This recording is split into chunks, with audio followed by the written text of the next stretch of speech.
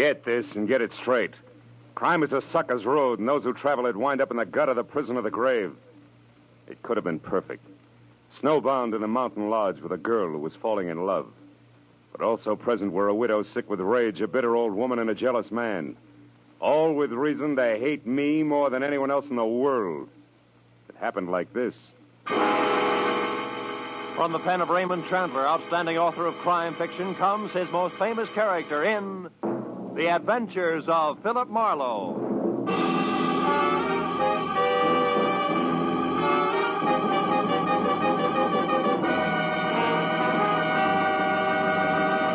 Now, with Gerald Moore, starred as Philip Marlowe, we bring you tonight's exciting story, The Grim Echo.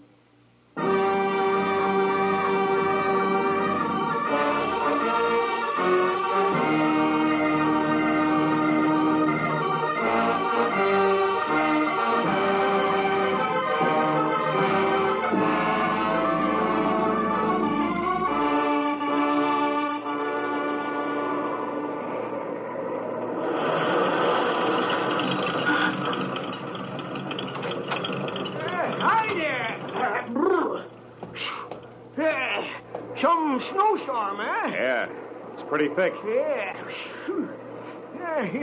You're lucky you caught me, son. Yeah? I was just closing up. What do you have? Better fill it with a regular, huh? Okay.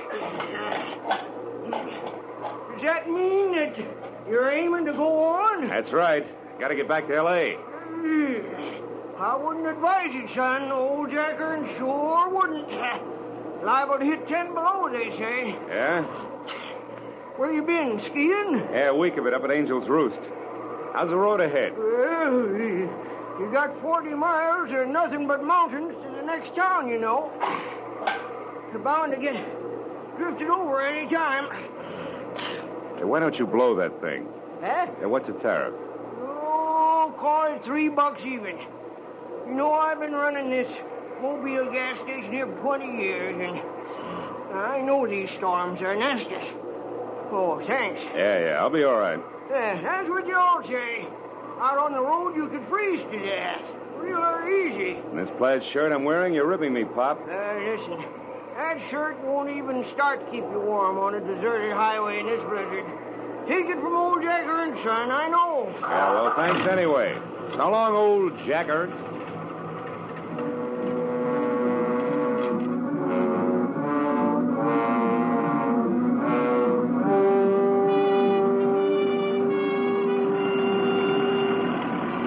It took me a solid nerve-wracking hour to make 12 miles. And I began to realize just how right old Jack Ernst, the gas station boy, had been when the road ahead was lost completely in a constant racing blur of white. Transformed every rise into a treacherous barrier I had to batter my way through. The chains on all four wheels chewing at the drifts, I managed to keep on the road somehow and plow out another 5 miles. And then I caught a glimpse of the first lighted window I'd seen in all that distance just as I started down the backside of a short, steep hill. Then it happened. First, the helpless feeling of a skid. Before I could do anything about it, I was off the road, in the ditch, nose first and hood deep, in a culvert drifted full of snow. I forced the door open and floundered back up to the road. I knew there was no chance of getting the car out without help, and lots of it. And the 10 below zero that the Weather Bureau had bragged about was setting in. I looked back through the slashing snow for the lighted window I'd spotted and saw a lantern swinging crazily in the hands of somebody coming toward me. A minute later, I could see it was a girl. Hello? Hello, are you hurt? No, I'm okay. My car's stuck. I skidded off the road. Yes, I know. I watched it. Oh, my. No chance of getting it out of there tonight. No. That's bad. Maybe tomorrow, if the blizzard lets up, we can get you out. Meantime, you better come on up to the lodge, mister. Lodge? Uh-huh. Mean I slid off the road right in front of a tourist lodge? Oh, boy, how can I be that lucky? Well, maybe it's fate. We're not open for business in the winter, but on a night like this... I know what you mean, believe me. I really appreciate it. Could get tough staying out here. Oh, by the way, my name's Marlowe, Philip Marlowe. I want to pay you for... Did you say Philip Marlowe? Yeah, something wrong with What's you? your business, Mr. Marlowe? Oh, well, I'm a private detective from L.A. I've been Then it skiing. is you. I don't care where you've been or where you're going. You'll get no help from me, Mr. Philip Marlowe, you understand? I'd rather give shelter to a dirty dog. I hope you freeze. Do you hear? I hope you freeze to death. She was a thin girl with black, hollow eyes, full of hate for me. She didn't stop or look back all the way to the door, just ran in and slammed it shut. I couldn't understand it. Even on my worst day, my reputation never was that bad. I didn't wait around to worry about it because I was cold. Besides, I wanted to know why the good name Philip Marlowe was such poison at a place I'd never heard of before. I waded up to the heavy rustic door and looked in through a tiny window. All I could see was one corner of what had to be a big room. It was log, leather, and Navajo rugs, dominated by an enormous fireplace that filled every nook with a warm, dancing glow. Poison or no, I wanted in.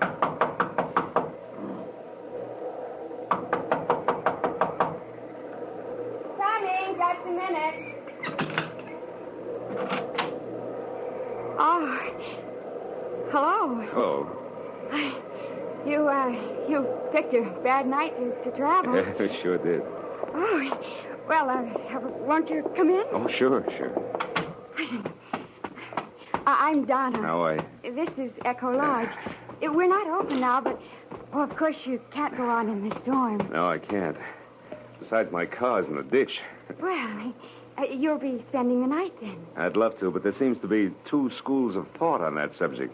Well, what do you mean? Well, I don't know why, but, I don't think I'm very welcome.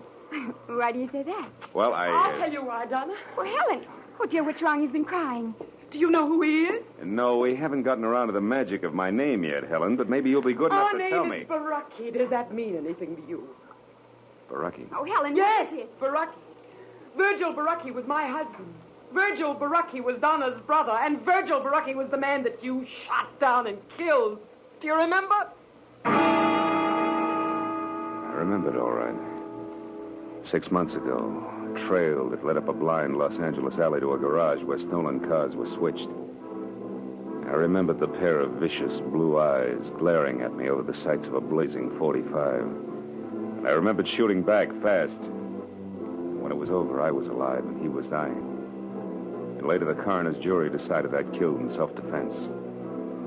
The savagery here in the eyes of the woman who'd been Virgil Baraki's wife said that decision meant nothing. Is this true? Are you the one who... Yeah, it's true. I shot a man named Virgil Baraki. I had to or be killed by him. There was no choice. You liar. You killed him in cold blood. Now get out of here. You've done enough to us. Get out. Helen, stop it. Oh, Mama, Baraki, listen, Mama. This is the man who killed Virgil. I know. I've been listening and I heard everything. Go find Ralph for me, Helen. Then you'd better go out to your workshop for a while. Didn't you hear me? I said this is the man. I said go call Ralph now, at once. Tell him to open the cabin. Then go back to your carving. Can't turn a man out in this weather, not any man. You stay, Mr. Marlowe. Thank you, Mrs. Baraki. Donna, go get some hot food. All right, Mom. So, you're Philip Marlowe, the private detective. You don't look much like I'd imagined you. Do people ever? Perhaps not. Oh, would you mind fixing the fire? It needs another log. Oh, not at all. You, were stopped by the storm, Mr. Marlowe? Yeah. My car skidded into the ditch about 50 yards down the road. I see. Almost at our doorstep, you might say. A rare coincidence, isn't it? Almost too rare, Mrs. Baraki.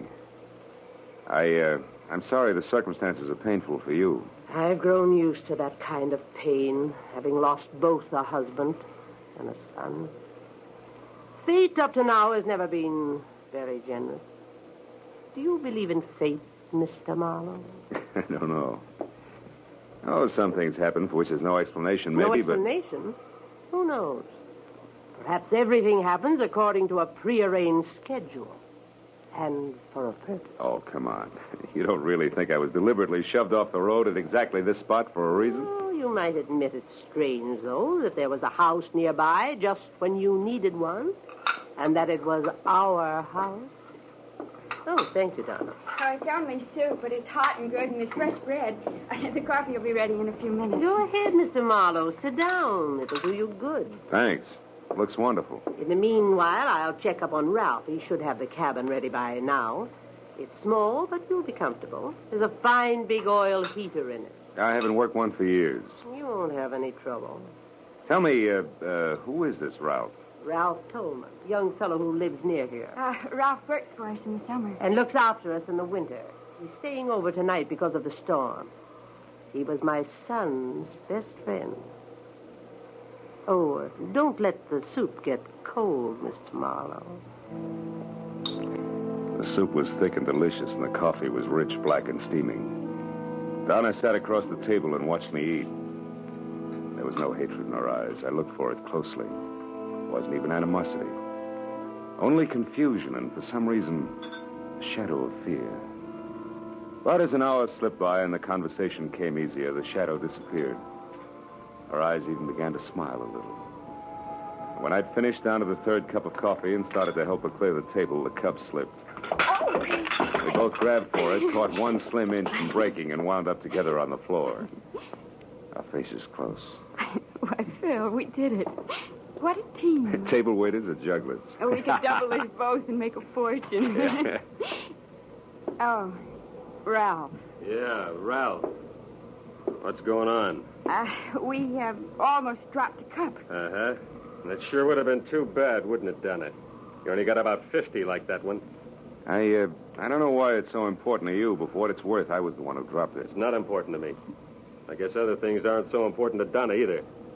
Think you can get it out to the kitchen now without any more help, Donna? Ralph, it's high time that you... Mrs. Baracki asked me to tell you the cabin's ready, Marlowe. Thanks. No thanks necessary, mister. It's just part of my job. Guess everybody's job has its lousy side, huh? Even a private detective's. Some of them get trigger happy, I heard. I'll see you, Donna.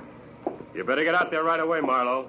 Donna's got 4 whole dishes to carry out, and at the rate she's been going, she ought to get started or she'll never make it. Keep your fat trap shut, Buster. You're causing a draft. Tolman walked behind me as far as the door and pointed through the snow to a tiny square of light sitting apart from the rest of the buildings that made up Echo Lodge.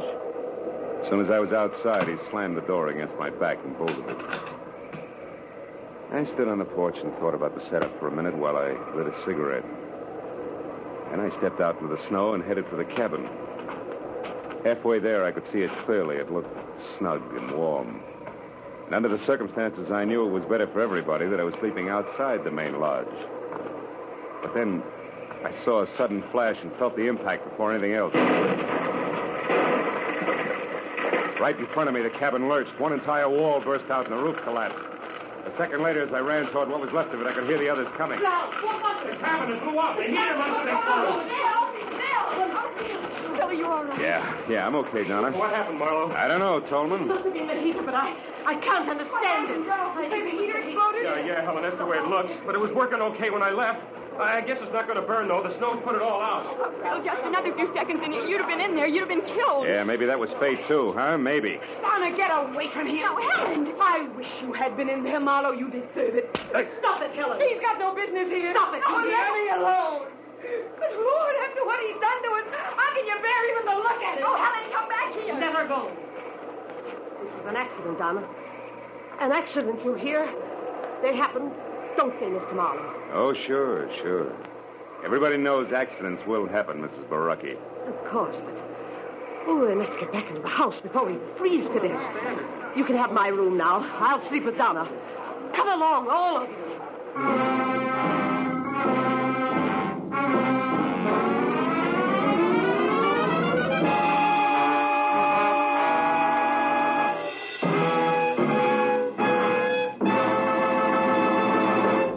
In just a moment, the second act of Philip Marlowe. But first, Groucho Marx, his famous ad-libs, and his teams of opposites will be back betting their lives on most of these same CBS stations tomorrow night.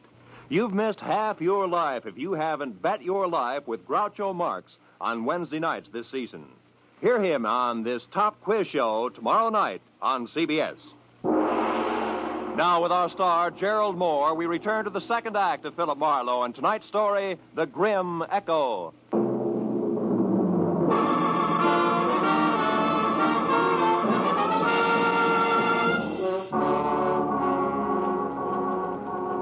It was a dreary little procession that trudged back toward the lodge again from the shuttered cabin. I said nothing and pushed hard against the storm as far as the front door. When they were all inside, I ducked back into the biting blizzard and ran down to my car in the 38 I kept in the glove compartment there. I figured it would be a warning comfort through the long, cold night ahead. Until I saw that somebody else had figured the same way. The lock on the glove compartment had been sprung and the gun was gone. Now there was no doubt about the explosion. It had been no less accidental than Lucretia Borgia working over an after-dinner drink. As I hurried back to the lodge, I suddenly felt the kind of inside cold you can't ever blame on the weather around you. But a moment later, that same cold began to thaw. Because huddled at the edge of the lodge steps ahead was Donna. Phil, where have you been? What have you been doing? Hey, everything's going to be all right. Oh, Phil, please. Why did you go down to your car? Well, I'll tell you, but you're going to be sorry. Sorry? But you got so upset over nothing. I went to get some cigarettes out of the glove compartment. It was fresh out. That was your only reason? Cigarettes? Sure. Now, come on, huh? You got to worry. Let's do it where we can both be warm. Come on over to the fire. I'm a city boy, you know. This cold isn't doing me any... Hey, Donna. Those tears in your eyes. There. They're from the wind. It always makes me cry. Oh, Phil. Why do things have to be this way?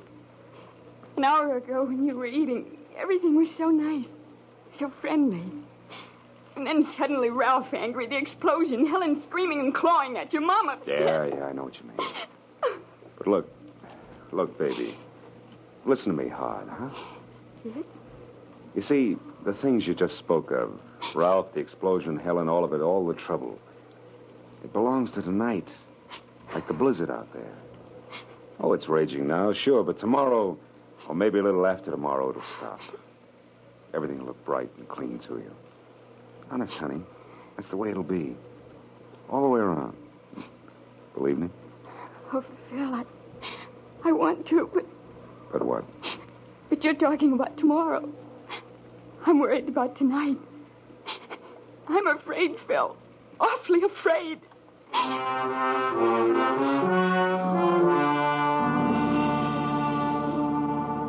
spent the next 10 minutes trying to convince Donna that there wasn't anything to worry about. And then when she'd gone to her room, I went to mine and started all over again, trying to convince myself.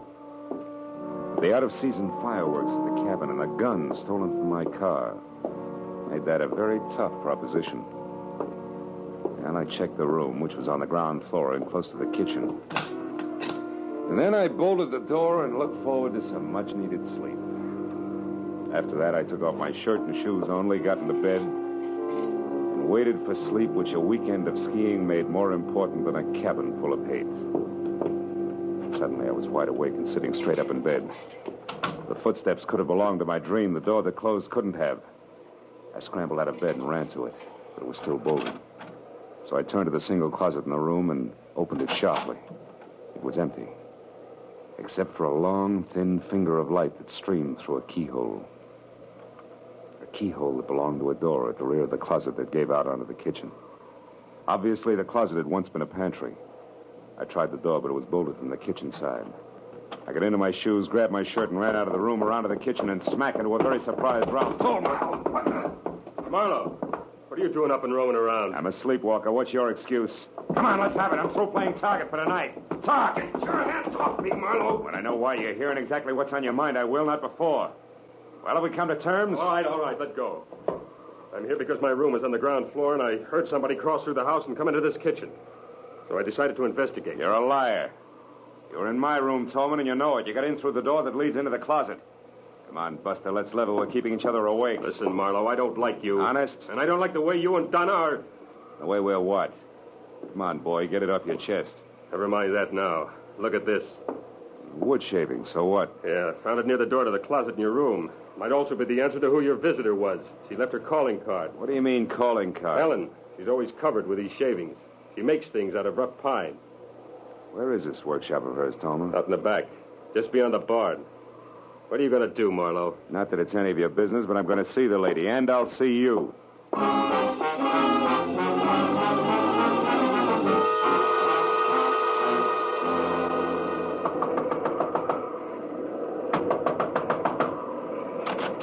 What do you want?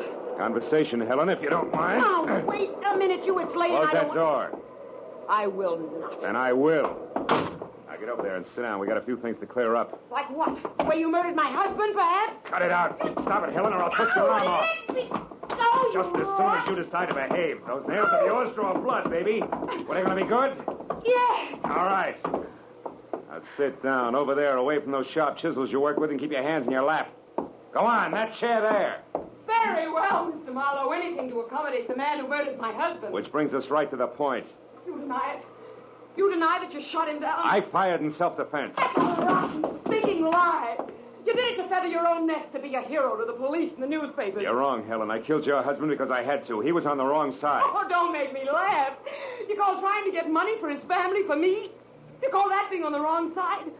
So much that he should have been killed, shot down by the likes of you? Oh, Mr. Marlowe, you have no idea how through these past 6 lonely months I've thought of you. I've wondered what you looked like, what the man who killed Virgil was doing, how you'd like to meet the same death you brought to my husband under the brave banner of law and order. Now, wait a minute. And Listen. don't think I didn't plan your death 1,000 times over. Don't think I didn't approach Mama Baraki, Ralph, even sweet little Donna with a delicious thought of revenge. No. No, they talk like you talk, Mr. Marlowe. Virgil was doing the wrong thing. He was caught. It wasn't right or wrong. It was him or me. Oh, you shut up and listen. Sure, Virgil was stealing, all right. He was stealing from me, his wife. That's why he left here. That's why he tried so hard. That's why you had no reason to kill him. And that's why you should die, too. Oh, that's also why we had an accidental explosion at the cabin I was supposed to sleep in, huh? I was clumsy. I was hasty. I won't be the next time. You're completely out of your mind, Helen. Out of my mind? Of course I am. Did you think this existence, this living without the man I love, could leave me otherwise? Did you think making these stupid souvenirs could take his place? Killing me isn't going to bring him back. You get out of here. Go on, get out. And if you can, Mr. Marlowe, go back to bed. While you wait for a chance to get me with my own gun, the gun you stole from my car? I'm not going to shoot you, Mr. Marlowe. That would only further disgrace the Baraki name. No, I'm not going to shoot you. But I am going to get you.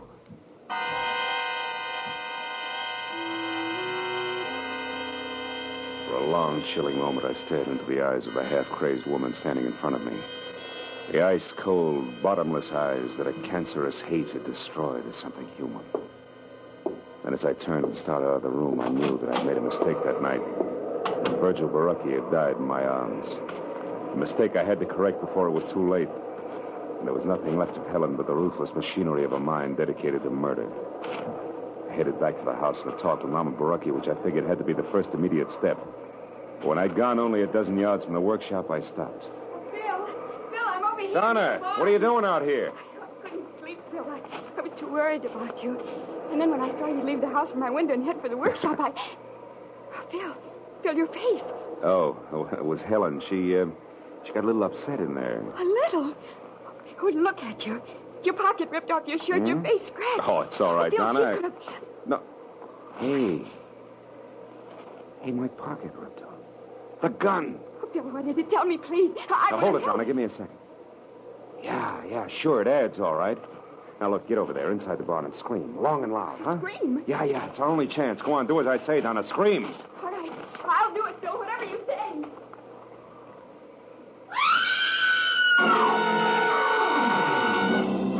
The second Donna cut loose, I stepped out of sight behind a tree that was opposite the barn, and I kept my eyes glued to the door of the workshop I just left. I waited for the shattering report of the gun I was afraid I'd hear. But then the door flew open, and Helen was running out toward the barn, and Donna screamed. My .38 clenched in a handkerchief in her right hand. A look of stark bewilderment stamped over her face. Donna, answer me. What's wrong? Donna, what are you doing there by the barn? I don't know. What do you mean you don't know? Favor to me, Helen. Let's have that gun back without further discussion. Yes. There. Now get back against that wall and don't move an inch. No.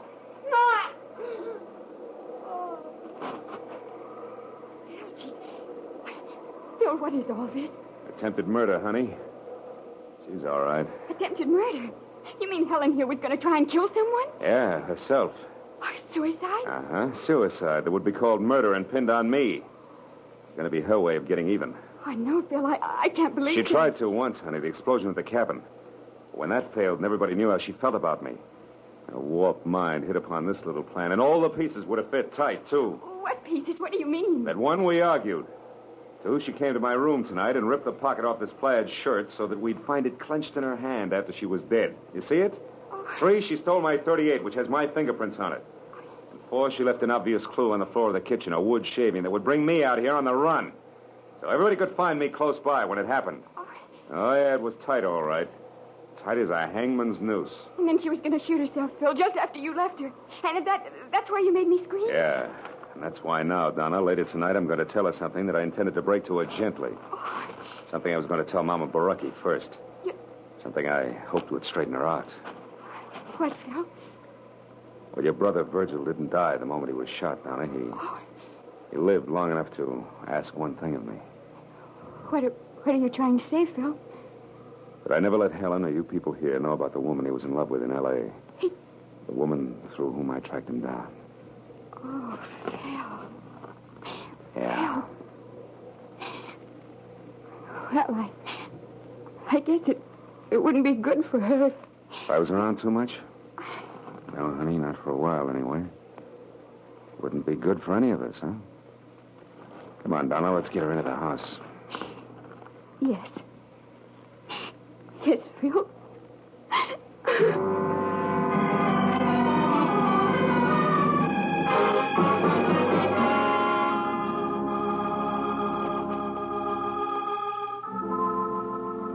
Well, it was the next morning. I went into the kitchen for some coffee and found myself all alone. Donna wasn't any place in sight. So I got my things together and walked slowly down to my car, and when I got in, I didn't feel like leaving. Not right away. And I was glad that warming up my motor was the smart thing to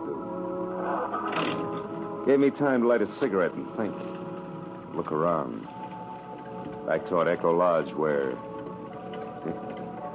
I could see Donna waving goodbye from an upstairs window. Yeah, sure. I'd see her again in a little while. It was a small world, all right.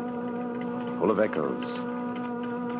And just think how the web of paths we call coincidence had brought me and those who knew and loved Virgil together. Someday, maybe, Donna and I would be looking for each other. And those paths would make it a lot easier.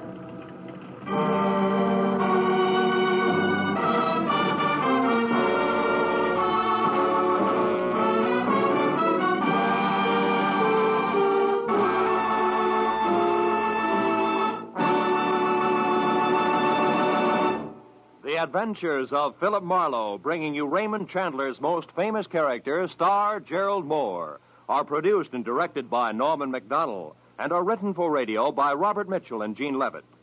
Featured in the cast were Sammy Hill, Betty Lou Gerson, Verna Felton, Frank Gerstle, and Junius Matthews. The special music is composed and conducted by Richard Arant.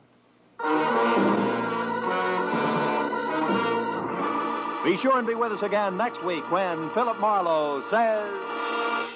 This time a peddler of pulp paper love, a blackmailer with muscles, a south-of-the-border chiseler, a simpering prude, and a corpse in a bedroom, all had one thing in common. Each was a woman.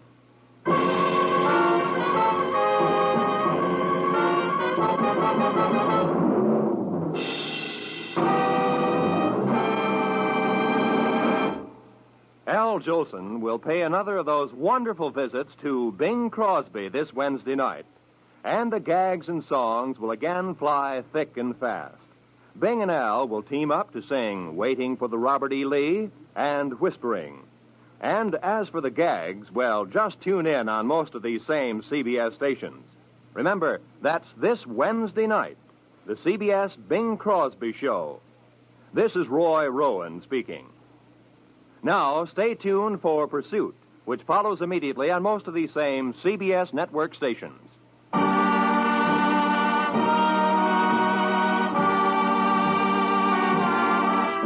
This is CBS, where you bet your life with Groucho Marx every Wednesday, the Columbia Broadcasting System.